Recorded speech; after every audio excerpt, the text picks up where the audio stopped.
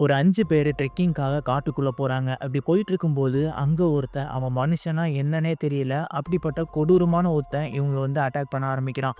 அவன்கிட்ட இருந்து இவங்க தப்பிச்சாங்களா இல்லையா? உண்மையிலேயே அவன் யாரு? அப்படின்ற ஒரு பரபரப்பான கதைய சொல்லக்கூடிய படம் தான் 2020ல ரிலீஸ் ஆன நோபடி ஸ்லீப்ஸ் இன் வுட்ஸ் டுனைட். இது ஒரு இன்ட்ரஸ்டிங்கான பரபரப்பான கதையா இருக்க போது. இந்த படத்தோட முழு கதைய இந்த வீடியோல பார்த்துடலாம். அதுக்கெல்லாம் முன்னாடி நீங்க இப்பதான் நம்ம சேனல ஃபர்ஸ்ட் டைம் பார்க்குறீங்க அப்படின்னா, இந்த மாதிரி டிஃபரண்டான மூவிஸ பத்தி தெரிஞ்சுக்க இந்த வீடியோவுக்கு ஒரு லைக்க போட்டு நம்ம சேனலையும் சப்ஸ்கிரைப் பண்ணி வச்சுக்கோங்க. வாங்க இப்போ கதைக்குள்ள போலாம்.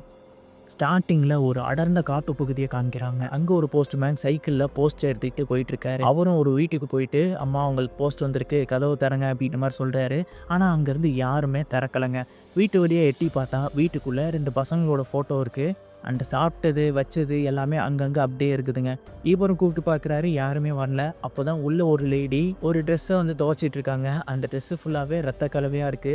இவரும் சரி எவ்வளோ கூப்பிட்டு பார்த்துட்டோம் வரலான்னு சொல்லி கிளம்பலான்னு போகும்போது பேஸ்மெண்ட்லேருந்து ஒரு சவுண்டு கேட்குது. என்னடா அது அப்படின்ட்டு ஒரு பேஸ்மெண்ட் பக்கம் போய் பார்க்குறாரு. அங்கேருந்து யாரோ உதவிக்கு கேட்குற மாதிரி இவருக்கு சவுண்டு கேட்டிருக்கு. அந்த பேஸ்மெண்ட்குள்ளேயும் போய் அவருக்கு உதவலான்னு சொல்லி ட்ரை பண்ணுறாரு. ஆனால் அவரால் உள்ளே போக முடியல. சரி நான் வேறு யாராவது ஹெல்ப்புக்கு கூப்பிட்டு வரேன்னு சொல்லிட்டு அவர் வெளியே வர, அப்போது அந்த பேஸ்மெண்ட் ஓட்டையிலேருந்து வந்த ஒரு கை அவர் அப்படியே உள்ளே இழுத்துட்டு போயிடுது. அப்படியே பார்த்தீங்கன்னா யாரோ வர கடிச்சு புதற மாதிரி அலறாரு. அப்படியே அந்த சீன் கட் ஆகிட்டு 30 வருஷம் கழிச்சு இப்போ காட்டுறாங்க. அப்போது ஒரு பஸ்ஸு இந்த காட்டுக்குள்ளே கேம்புக்காக வந்துட்டுருக்கு. அந்த பஸ்ஸில் நிறைய ஸ்கூல் பசங்களாம் இருக்காங்க. சம்மர் லீவில் வீட்டிலே உட்காந்துருக்கிறதுக்கு இந்த மாதிரி கேம்ப்பு கூப்பிட்டு வரலான்னு சொல்லி அவங்க பிளான் பண்ணி இங்கே கூப்பிட்டு வந்திருக்காங்க. இப்போ அவங்க எல்லாமே அந்த கேம்ப் போடுறதுக்காக ரெடியா நிக்க, அங்க ஒரு மீசக்காரர காட்டுறாங்க. இவர் தான் இந்த கேம்புக்கு இன்சார்ஜ் போல. இப்போ அவரு ஒவ்வொருத்தருக்கும் ஒவ்வொரு டீமா குரூப் பண்ணி பிரிக்கிறதுக்காக நின்னுட்டு இருக்காரு. இப்போ ஒரு தொப்பி போட்ட பொண்ண காட்டுறாங்கல்ல, இவ பேர் தான் லீசா. இவள ஒரு குரூப் ஆஃப் பசங்களுக்கு லீடரா போட்டிருக்காங்க. இவ தான் அந்த பசங்கள பார்த்துக்கணும். சரி ஓகேன்ட்டு அன்னைக்கு நைட்டும் ஆயிடுது. எல்லாருமே ஃபோனே இல்லைனாலும் அப்படியே ஜாலியா என்ஜாய் பண்ணிட்டு அந்த கேம்பை ரசிச்சிட்டு இருக்காங்க. அங்க கிட்டார்லாம் வாசிச்சிட்டு இருக்கும்போது இந்த லீசா டீம்ல இருக்கிற ஒரு பொண்ணு மட்டும் மரத்துக்கு அடியில போய் உட்காந்துருக்கா. அவளை பார்க்கும்போது வெறுமனே அடிக்ஷனுக்கு மட்டும் இந்த கேம்புக்கு வந்த மாதிரி தெரியல. அவளுக்கு பின்னாடி ஏதோ ரொம்ப சோகமான கதை இருக்கு அப்படின்ற மாதிரி தான் தெரியுது. இப்போ ஃபர்ஸ்ட் சீன்ல ஒரு வீட்ட காமிச்சாங்கல்ல, அந்த வீட்டுக்குள்ள காமிக்கிறாங்க. அந்த லேடி இன்னமும் 30 வருஷம் கழிச்சும் அங்கேயே தான் இருந்திருக்காங்க. அவங்க ஒரு ஆந்தைய அடிச்சு அந்த பேஸ்மெண்ட்குள்ள போடலான்னு சொல்லி போகும்போது, டக்குன்னு அவங்க தவறி கீழ விழுந்துடுறாங்க அந்த பேஸ்மெண்ட்குள்ள. அப்போ அவங்க கிட்ட இருந்து ஒரு சாவி மட்டும் கீழ விழுகுது. அந்த சாவிய ஒரு மிருகம் மாரி இருக்கக்கூடிய ஒரு கையே அத எடுத்துட்டு, அது அந்த பேஸ்மெண்ட்குள்ள தான் அடைச்சு வச்சிருக்காங்க போல இத்தன வருஷமா. அந்த சாவி மூலியமா பேஸ்மெண்ட்ட திறந்து வெளிய வருதுங்க. அப்படியே கட் பண்ணா இங்க கேம்ப்ல காட்டுறாங்க. அங்க நம்ம ஹீரோயின் பார்த்தீங்கன்னா, அவ சூசைட் பண்ண ட்ரை பண்ணியிருப்பா போல. அந்த கையில வெட்டுக்காயா இருக்கும். அத மறைக்கிறதுக்காக துணிய வச்சு கட்டிக்கிறா. ஸோ அந்த ஒரு சோகத்தினால தான் இவ இங்கேயுமே சோகமா இருக்கா. அதனால தான் இவங்க வீட்ல இருக்கவங்க இங்க அனுப்பி விட்டுருக்காங்க. அந்த நேரம் அந்த கேம்புக்கு ஒரு கார் வருது. அதுலேருந்து வந்த ஒரு ப்ரீஸ்ட் இவங்க எல்லாருக்குமே அட்வைஸ் மாதிரி பண்ணிட்டு இருக்காரு. இப்போ அந்த அட்வைஸ்லாம் கேட்டுட்டு இவங்க எல்லாரும் காட்டுக்குள்ள ட்ரெக்கிங்க்கு போக ஆரம்பிக்கிறாங்க. நம்ம லீசா அவளோட டீமை கூட்டு போயிட்டு இருக்கா. அப்போ நம்ம ஹீரோயின் அப்பயுமே சோகமாக தான் வந்துட்டு இருக்கா. அவகிட்ட பக்கத்துல ஒரு குண்டு பையன் பேசிட்டே வந்துட்டு இருக்கான். முன்னாடி 2 பேரும் அப்படியே பேசிட்டு போயிட்டு இருக்க. இப்படியே அவங்க நடந்து போயிட்டு இருக்கும்போது ஒரு இடத்துல ஒரு வித்தியாசமான ஒன்றை பார்க்குறாங்க. அங்க ஒரு மானு அடிபட்டு செத்து போய் கிடக்கு.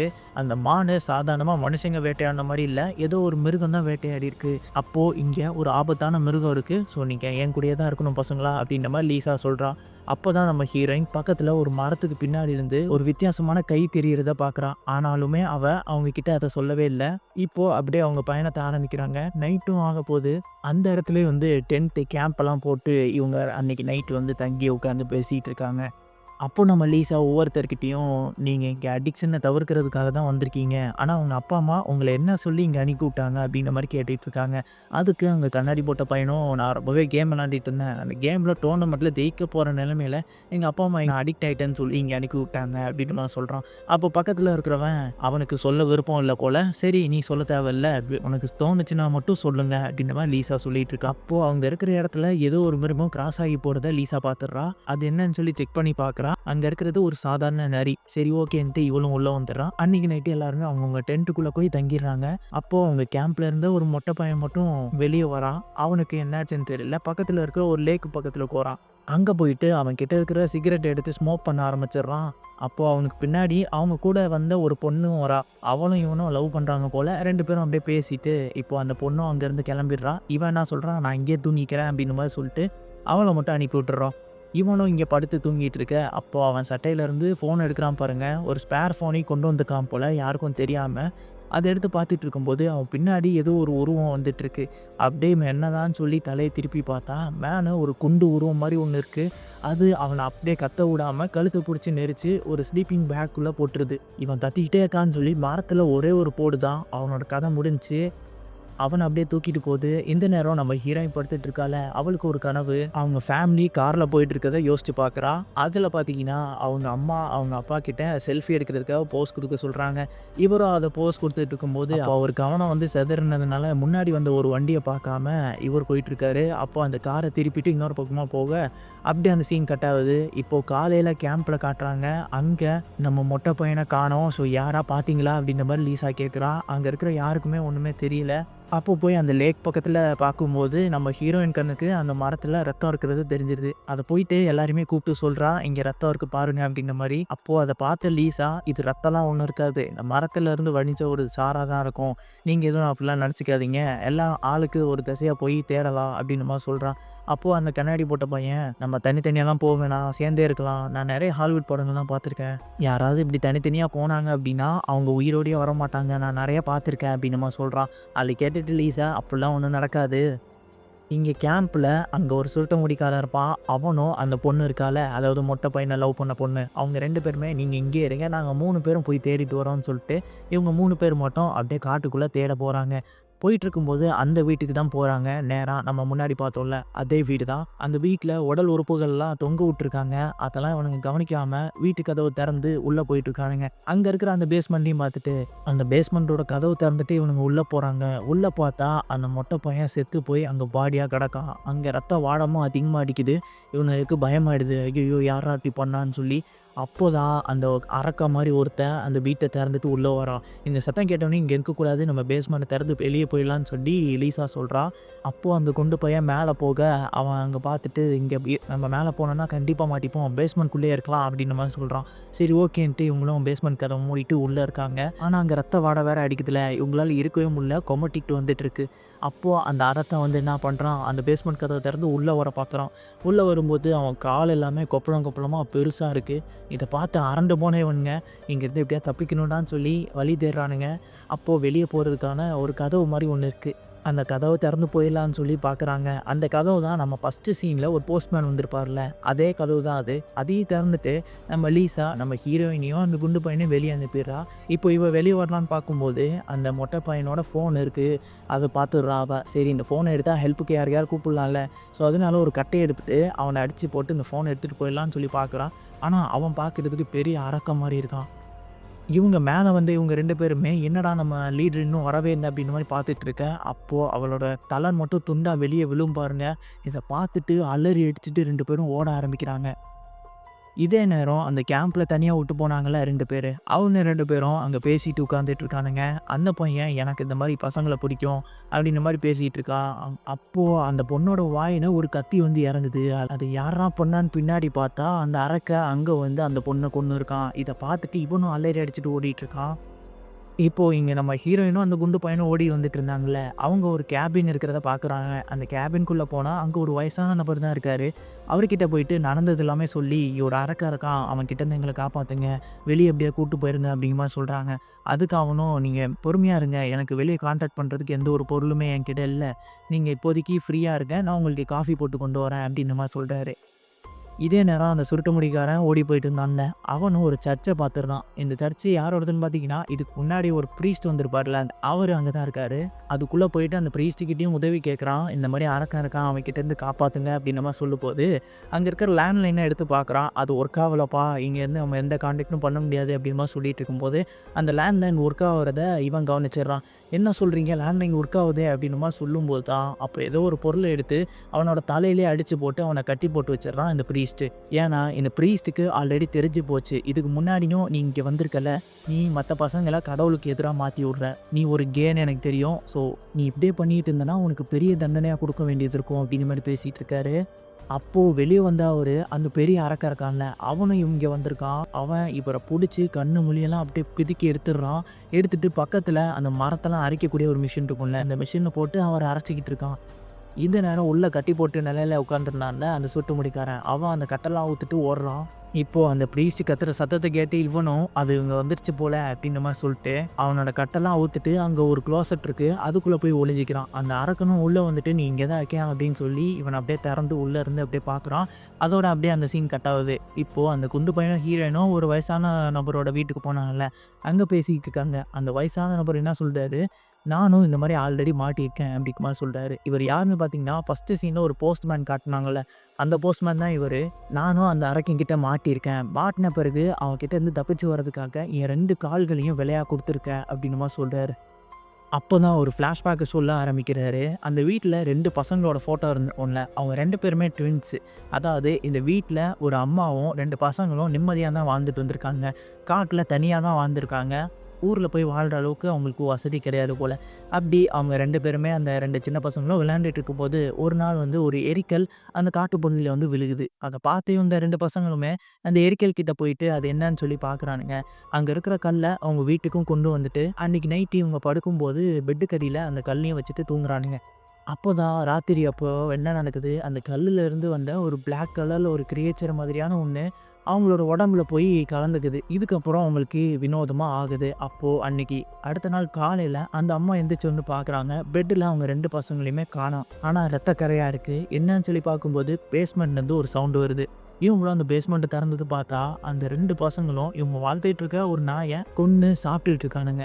இத பார்த்தோனே அவங்க அந்த பேஸ்மெண்ட்ட பூட்டிட்டு, அவங்க 2 பேரையுமே உள்ளேயே கட்டி போட்டு வச்சிருப்பாங்க. ஸோ அந்த பேஸ்மெண்ட்லயே அவங்க 2 பேரையுமே கட்டி போட்டு, அங்க உள்ளேயே வச்சு லாக் பண்ணியிருப்பாங்க. ஸோ அதுக்கப்புறம் தான் நான் அவங்க வீட்டுக்கு போஸ்ட்மேனா போனேன். அப்போதான் அந்த சின்ன பசங்க கிட்ட நான் மாட்டிக்கிட்டேன். அவங்க 2 பேருமே சின்ன பசங்களா இருந்தனால தான் என்னால தப்பிச்சு வந்திருக்க முடிஞ்சுது.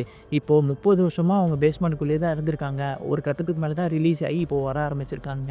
இந்த விஷயம் எல்லாத்தையுமே இவங்க கிட்ட சொல்லிட்டு இருக்க, இவங்க ஆச்சரியத்துல பார்த்துட்டு இருக்கானுங்க. சரி, இப்போ இந்த விஷயத்தெல்லாம் நம்ம வெளிய சொன்னா தான் இங்கேருந்து நம்மளால தப்பிக்க முடியும் அப்படின்ற மாரி அந்த குண்டு பையன் சொல்றான். அதுக்கு அந்த வயசானவரு, "இங்கேருந்து நம்ம வெளிய போவே முடியாது. அவங்க 2 பேரையுமே யாரோ அவுத்து விட்டாங்க. சரி இதுக்கப்புறம் வெளிய போனோம் அப்படின்னா அவங்க கொன்றுவாங்க.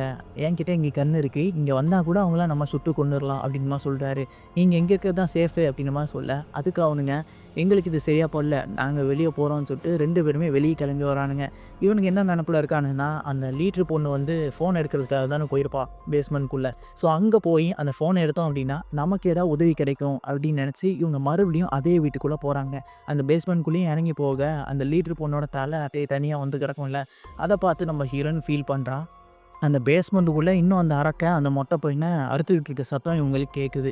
சரி இப்போ உள்ள போனோம்னா நம்மள அவன் கொன்றுவான். அதனால என்ன பண்றதுன்னு யோசிக்கும்போது தான் அந்த குண்டு பையன் சொல்றான், "நான் வெளியே இருந்து அந்த அரக்கன திசை திருப்புறேன். அவன் என்ன தொரத்திட்டு வரும்போது நீ உள்ள போய் ஃபோன் எடுத்துரு" அப்படின்ற மாரி ரிஸ்கியான ஒரு பிளான சொல்றான். இத கேட்டவுடனே ஹீரோயின் ஃபர்ஸ்ட்டு ஒத்துக்கல. அதுக்கப்புறம் சரி நீ போ அப்படின்னு சொல்லி அவகிட்ட இருக்கிற ஒரு கத்திய அவன்கிட்ட குடுத்து, "இத சேஃப்டிக்கு வச்சுக்கோன்னு" சொல்லி அனுப்பி விடுறா. அவனும் கதவ தட்ட, அந்த அரக்கன் பேஸ்மெண்ட்லேருந்து மேலே ஏறி வரான். இதான் சாக்குன்னு சொல்லி நம்ம ஹீரோயினும் அந்த பேஸ்மெண்ட்குள்ள போய் அந்த ஃபோன எடுக்கிறா. பின்னாடி திரும்பி பார்த்தா, அந்த அரக்கன் இன்னும் போல அங்க தான் இருந்தான். நம்ம ஹீரோயின் வந்து இப்போ அட்டாக் பண்ண, பின்னாடி இருந்து வந்த அந்த குண்டு பையன் கத்தியாலேயே அந்த அரக்கன குத்துறான். ஆனா அது ஒரு சின்ன கத்தி அப்படின்றதுனால அந்த அரக்கன எதுவுமே அது பண்ணல. அந்த அரக்கன் பின்னாடி திரும்பி நம்ம குண்டு பையனோட கழுத்த புடிச்சு நெரிக்க ஆரம்பிக்கிறான். அந்த கத்தி எடுத்து அந்த குண்டு பையனோட உடம்புல சொருவிட்றான். இப்போ மயக்கம் போட்ட நிலையில நம்ம ஹீரோயின் படுத்திருக்கா. அவளுக்கு டக்குன்னு சில விஷயங்கள்லாம் ஞாபகம் வருது. இவளுக்கு முன்னாடி அந்த ஆக்சிடென்ட்ல அந்த கார் விழுந்ததுல இவங்க அப்பா, அம்மா 2 பேருமே இறந்து போயிருப்பாங்க. தீ பத்திக்கிட்டு. இவ மட்டும் தான் தப்பிச்சிருந்திருப்பா. ஸோ அது எல்லாமே ஞாபகங்கள் வந்து போகுது. இப்போ அவ முழிச்சுக்கிறா. இவளையும் அந்த குண்டு பையனையும் கட்டி போட்டு கீழ படுக்க வச்சிருக்காய்ங்க அந்த அரக்கன். அந்த குண்டு பையன் உயிருக்கு போராடிட்டு இருக்கான். அத பார்த்தோனே "உனக்கு ஒண்ணும் ஆவாது" அப்படின்ற மாரி சொல்லிட்டு இருக்கா. அப்போ அங்க அந்த மொட்டை பையனோட ஃபோன் இருக்கு. அந்த ஃபோன எடுத்துட்டு ஆன் பண்ண ட்ரை பண்றான். ஆனும் பண்றான். ஆனா கரெக்ட்டா ஆன் ஆன உடனே ஸ்விட்ச் ஆஃப் ஆயிடுது. என்னடா இருந்த ஹோப்பும் போயிடுச்சே அப்படின்ற மாரி இருக்க. அப்போதான் அந்த குண்டு பையன் ரொம்பவே வலியில கத்திட்டு இருக்கான். "என்னால இதுக்கு மேல பொழைக்க முடியாது. இது ரொம்பவே வலிக்குது. ஸோ அதனால என்ன நீ ஈஸியா சாகடிச்சிடு. அந்த கத்திய வச்சு குத்திரு" அப்படின்னு மாரி சொல்றான். சரி ஓகேன்ட்டு வேற வழி இல்லாம நம்ம ஹீரோயினும் அந்த கத்திய வச்சு இறக்கிடுறான். இப்போ அங்க இருக்கிற அந்த 2 அரக்கர்களையும் காமிக்கிறாங்க. அவங்க 2 பேருமே ட்வின்ஸ் தானே. அவங்க 2 பேருக்குள்ளேயுமே சாதாரணமா தான் பேசிக்கிறானுங்க. ஆனா இந்த வேட்டையாடுற குணம் மட்டும் அவங்களுக்கு இருக்கு போல. அப்போ அங்க ஒருத்தன் என்ன சொல்றான், "நான் வெளிய போய் வேட்டைக்கு போயிட்டு வரேன்" அப்படின்ட்டு கத்தி எடுத்துட்டு வெளிய போறான். இப்போ நம்ம ஹீரோயின் அவ கட்டி போட்ட நிலையில இருக்கிறனால, அவ கிட்ட இருக்கிற அந்த கத்திய வச்சு அந்த கட்ட அவுத்துடுறா. சரி தப்பிச்சிடலாம் அப்படின்னு சொல்லி பேஸ்மெண்ட் அந்த கதவு இருக்கும்ல, அது வழியா போலான்னு பார்க்குறா. அப்பதான் யோசிக்கிறா, இவங்க கூட வந்து எல்லாரையுமே கொன்னு அந்த அரக்கன நம்ம எதாவது பண்ணணுமே அப்படின்ட்டு, அந்த பேஸ்மெண்ட்லேயே ஒரு பெரிய கத்தி இருக்கும். அதை எடுத்துட்டு அந்த வீட்டுக்குள்ளே போகிறான். வீட்டுக்குள்ளே போனால் அங்கே ஒரு அரக்கன் படுத்து தூங்கிட்டு இருக்கான். இதான் கரெக்டான நேரம்னு சொல்லி அவனோட வயிற்றுலேயே அந்த கத்தியை வச்சு நங்கு நகுன்னு இறக்குறான். அதில் அந்த அரக்கன் அந்த இடத்துல செத்து போயிடுறான். சரின்ட்டு இப்போ இந்த கத்தி வச்சு அடுத்த அரக்கன் கிடச்சா அவனையும் போட்டுடலான்னு சொல்லி இவ வெளியே கிளம்பி போயிட்டுருக்கா. இப்போது அந்த கேபின்குள்ளே அந்த வயசான நபர் உட்காந்துருப்பார்ல, அந்த மான்ஸ்டர் இங்கே வந்துச்சு அப்படின்னா கண்ணை வச்சு ஷூட் பண்ணிடலான்னு உட்காந்துருப்பாரு. அப்போது வெளியே ஒரு சத்தம் கேட்குது. அது இங்கே வந்துச்சு போலன்னு கன்னை எடுத்துகிட்டு ரெடியாக இருக்காரு. கதவு யார் திறந்துட்டு வந்தாலும் டக்குன்னு ஷூட் பண்ணிடலான்னு சொல்லி வெயிட் பண்ணுறாரு. அப்போ அந்த கதவு திறக்குது. அவரும் ஷூட் பண்ணுறாரு பாருங்க. ஆனால் அங்கே வந்தது அந்த அரக்கன் கிடையாது. அங்கே வந்தது அந்த சுருட்ட முடிக்காரன் தான். அவன் அந்த சர்ச்சில் இருந்து அந்த மாஸ்டர் கிட்டேருந்து தப்பிச்சிருக்கான் போல. ஸோ அவன் தான் இங்கே உதவிக்காக வந்திருக்கான். ஆனால் அது தெரியாமல் இவர் இங்கே போட்டு தள்ளிட்டாரு. இந்த சமயம் நம்ம ஹீரோயினும் ஓடி போயிருப்பாள். அவள் அங்கே காட்டு பகுதியில் ஒரு ரோடு போகும். அங்கே ஒரு காரை பார்த்துடுறா. அந்த காரில் நம்ம போலீஸ் தான் இருக்கார். அவர்கிட்ட போயிட்டு இந்த மாதிரி அரக்கனை பற்றி எல்லாமே சொல்கிறா. ஃபஸ்ட்டு அந்த போலீஸு நம்ம ஹீரோயினை காம் டவுன் பண்ணுறாரு. சரி ஓகே வா போகலான்னு சொல்லி அந்த காரை எடுத்துகிட்டு இப்போ கிளம்பி போயிட்டுருக்க. யாரோ யாரோ ஒருத்தன் மேலே அந்த காரை விட்டுடுறாரு. ஐயோ அப்படின்னு சொல்லிட்டு அந்த காரை நிப்பாட்டிட்டு யார் மேலே விட்டோன்னு சொல்லி பார்க்குறாரு பாருங்க. அது அந்த அரக்கன் தாங்க. அந்த அரக்கனை தான் இவர் இடிச்சிருக்காரு. அது கீழே விழுந்திருக்கான். ஸோ அதை பார்த்துட்டு இவன் உங்களுக்கு எதுவும் ஆச்சா அப்படின்ற மாதிரி போய் கேட்குறாரு. அப்போ தான் நம்ம ஹீரோயினை அங்கே இருக்கிறது அரக்கன் அப்படின்னு சொல்லி நோட் பண்ணிவிட்டு அங்கே போகாதீங்க சார், அவன் உங்களை போட்டுருவான் அப்படின்ற மாதிரி சொல்ல, அதுக்குள்ளேயே அவன் கோடாலியை வச்சு அந்த போலீஸை 2 துண்டாக போட்டுடுறான். இதுக்கப்புறம் இங்கே தானே வருவான்னு தெரிஞ்சுக்கிட்டு அந்த மொதல் சீட்டுக்கு போய் நம்ம ஹீரோயின் காரை ஆன் பண்ண ட்ரை பண்ணுறான். ஆனால் ஆன் ஆக மாட்டேங்குது. அதுக்குள்ளே அந்த அரக்கன் அந்த கார் மேலே ஏறி கோடாலி வச்சு அடிக்க ஆரம்பிக்கிறான். ஸோ இப்போது நம்ம ஹீரோயின் எப்படியோ ஸ்டார்ட் பண்ணிட்டு அந்த காரை ஓட்டிகிட்டு போகிறா. அந்த ஸ்டார்ட் பண்ணதில் அந்த அரக்கன் கீழே விழுந்துடுறான். சரி இப்போது அவள் காரை எடுத்துகிட்டு கிளம்பிடுவான்னு பார்த்தா அவள் போன வேகத்தில் பின்னாடி ரிவர்ஸ் கியரை போட்டு மறுபடியும் அந்த மான்ஸ்டர் பக்கமே வந்து அந்த காரை வச்சு அந்த அரக்கனை ஏற்றிடுறா.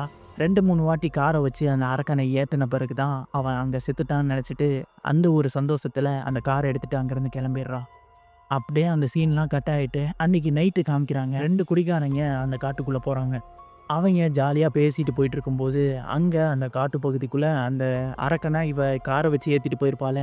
அந்த அரக்கனை பார்த்துடுறானுங்க. என்னடா இது இவ்வளோ பெருசாக இருக்கே அப்படின்னு பார்க்கும்போது தான் அந்த அரக்கன் அப்படியே அங்கேருந்து எந்திரிக்க ஆரம்பிக்கிறான். அவங்களோட கதை அந்த இடத்துலையும் முடிஞ்சிடுது. இப்போது அந்த வீட்டில் நம்ம ஹீரோயின் கத்தியை வச்சே ஒரு அரக்கனை கொன்று இருப்பாள். ஸோ அவனும் அங்கேருந்து எந்திரிச்சிக்கிறான். அப்போ தான் அந்த வீட்டுக்கு வெளியே போலீஸோட சத்தம்லாம் கேட்குது. போலீஸ்கார் எல்லாமே அந்த வீட்டுக்கு முன்னாடி நிற்கிது. போலீஸ் எல்லாருமே வந்துட்டாங்க. நம்ம ஹீரோயின் தான் இந்த நியூஸ் எல்லாத்தையுமே வெளியே போய் சொல்லிட்டா போல்.